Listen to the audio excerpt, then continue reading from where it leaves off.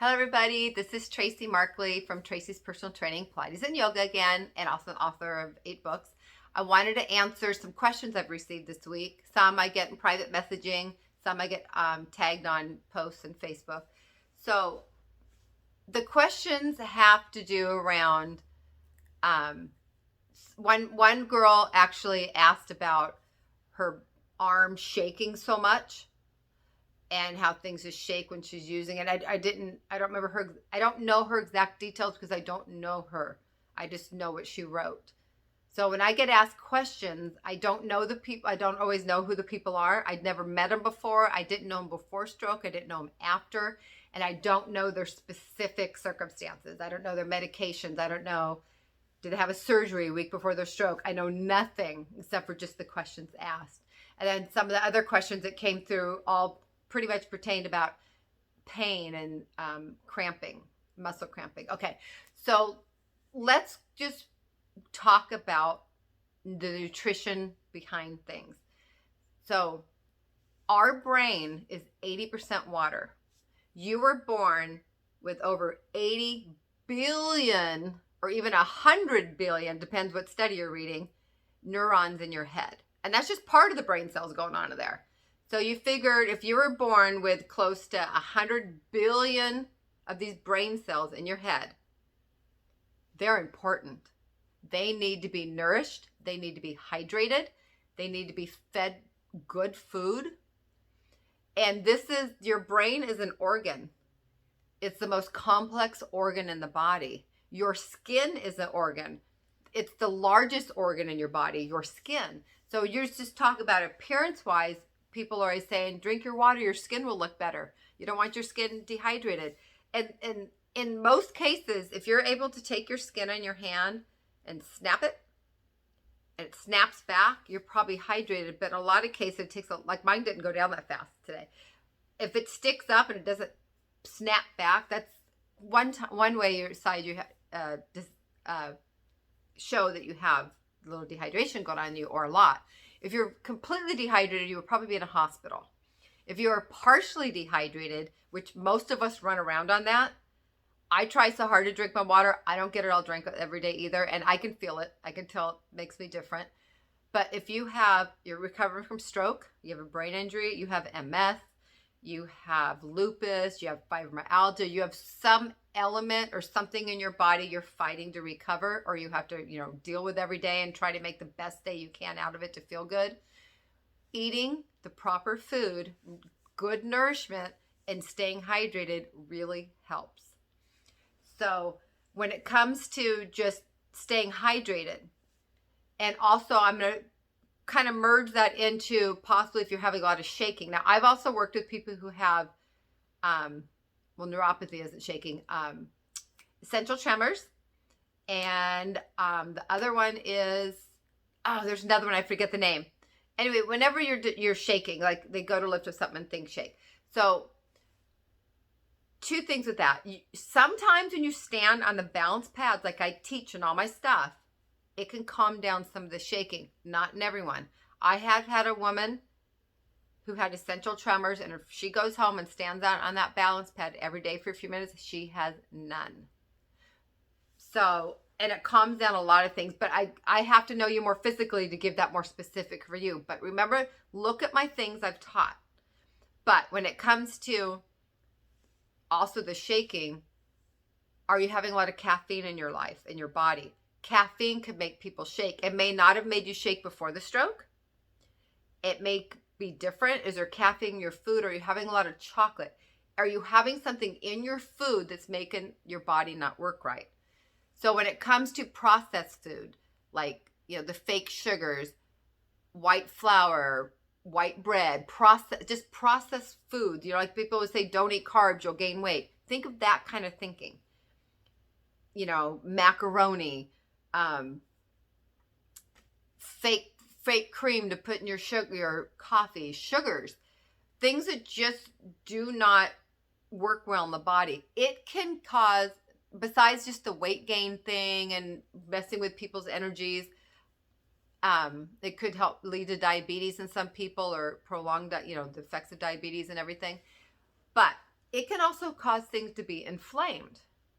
And it's not like it's inflamed, like, you know, sometimes we may eat a plate of spaghetti. We're like, oh, I'm all poochy in my belly. Yeah, we all go through that. Or, oh, I'm a little poochy. I ate some food or something. A lot of people swell here too. You may not know that. Most people think it's all the belly. But you can inflame. You can be a little poochy in your arms or get a little fluffy here because you ate something that goes fluffy. But a lot of the inflammation is internal and we don't see it. And I think a lot of people have it and they don't know it. And when you really clean up your diet, it can be wonders for the things you see in your progress of feeling good against illness. I mean, it may not cure things, but it can help against a lot of things. So if you're inflamed, what if you're having inflammations around your nerves? You're going to have pain. If you're dehydrated, it can help. It could cause you to have more pain. So what I'm suggesting, not saying this is the answer to everybody's question, but I am giving a suggestion out there to switch up your diets. Just because you cook at home doesn't mean it's healthy. It depends what you're cooking. I mean, you can go out to a fancy restaurant and have spaghetti and pasta and you just know, oh, they probably put all this stuff in it. It's probably so fattening. It's such a big meal. But some people think if they cook at home, that just means it's healthy. Depends what you are eating. Fruits, vegetables, things that grow in the ground. A lot of studies say, and I believe this too, a plant-based diet is very healing for the body. A lot of people with MS are on plant-based diets, and it makes them have better days, less painful days. They don't progress so quickly. I watched a really good study on that. So, and a couple examples to kind of feed into this. One, I'll say them kind of quick. I'm trying to make my video under 10 minutes. I think it's at 6 minutes now. Okay. Close to 10 or 12 minutes instead of 20. Okay. One, a gentleman I know, you know, because a lot of you guys, stroke survivors, I mean, you can watch it, but if you're numb spots from stroke recovery, you know, you get a little numb here, and you're in stroke recovery. Maybe your legs partially numb, maybe your face partially numb. And sometimes you have days where you're more numb than the other. He literally knows when he eats bad food, he is more numb the next day. He says, after so long, he figured out the day after he eats a bunch of processed food or kind of crappy or had a soda or something, he has more numbness the next day. People have more pain the next day. So what I'm suggesting you guys to do, journal for 30 days. Everything you eat, everything you drink, not for someone to go, you're a bad eater, not to be picked on, not to be judged, just to keep a journal. Blah, blah, blah, no pain today, blah, blah, blah, pain today, oh, more numb, dizzy, real tired. And just put it all down. And then after like 30 days, go back and look, because you might go, wow, I am extra fatigued 2 days after I ate such and such, or 2 days after I had a big fight with my husband, or after a massive stress. Or you may find some pattern, and it may not be the exact day you ate it. It may not even be the exact next day. It may be 2 or 3 days later. Think of it when you have an allergic reaction to an antibiotic or medicine, or if those you guys have had kids. I worked in pediatrics for 10 years. When kids came in, they had an allergic reaction to medicine. Most of the time, it's within 2 days later. It's not always that moment they take it. They have hives after they took it for 2 days. So some of your reaction to things doesn't always happen right then. That's why if you keep a journal, you may do it and go, wow, when I eat tomatoes 2 days later, I'm down for the rest of the day. It could be anything that simple. You may find nothing, but you may find something. Plus, if you eat really clean, you will feel better. Your brain, you figured those billions of brain cells that are trying to send messages from your brain to your spinal cord out to the body to heal, out to the body to not have pain, out to do your everyday activities. If you're not feeding this well, it's not going to run well.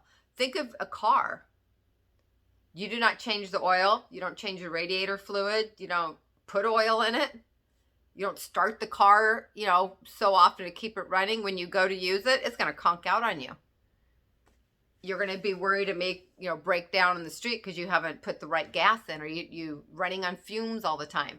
So think of your brain as the engine to your body, like a car's engine to the car. And think of the older cars, like say you have a car that, you have a 1950 Chevy that almost needs a little more care than the brand new engines. So like if we're older, if we're in stroke recovery, or if we're recovering, or if we're ill, we need extra care too. We can't be as, I'll change the water next week. You got to take care of it. It's not as forgiving when you have something going on with you. And remember your foods. Eat well. So pain, dizziness, extra cramping, not saying it's your case, but possibly food and water, being hydrated could help some of it go away. In some cases it has, and some it doesn't. But hey, if there's a chance it can, why not try it? And remember, if you're someone who's having a lot of coffee, caffeine, it can affect your shaking. Like, I don't know if I mentioned this yet. I have a woman who had essential tremors. Well, she still has them.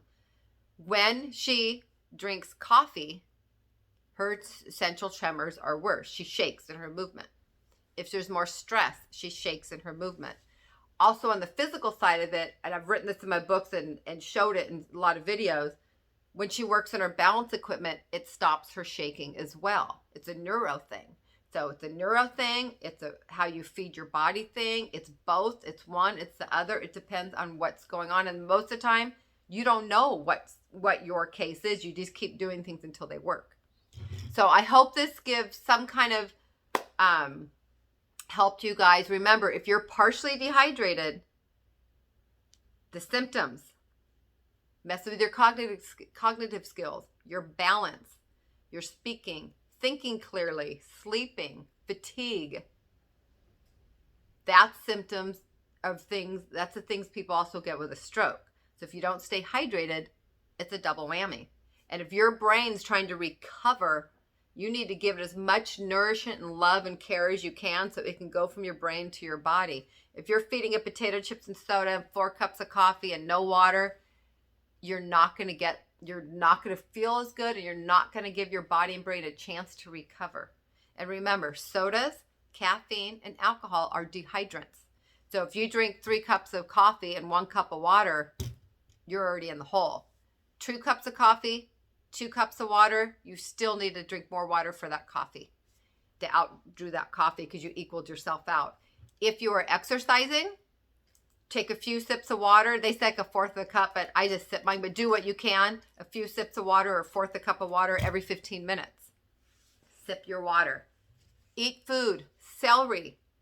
I think it's 90. I can't remember the exact number. I think it's 98% water, 90%. I don't remember the exact numbers, but high in water, high in hydration. Cucumbers, fruits, and vegetables, they all have hydrating water in it. So eat hydrating foods.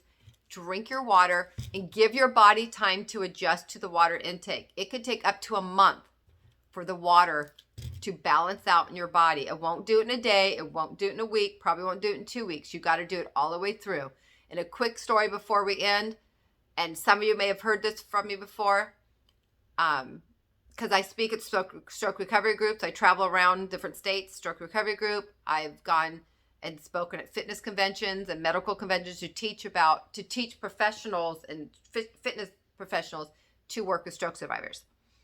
A personal trainer lives back east, called me up and said, I'm training a man right now who every time we work out, he gets his muscles cramp and he hurts. What do you suggest? My first question was, is he drinking his water? So they sat down and talked. He committed to 30 days drinking enough water for his body weight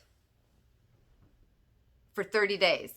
By the middle of the 3rd week, pain all gone when he did it. It slowly was fading away a little bit. 3rd week, gone.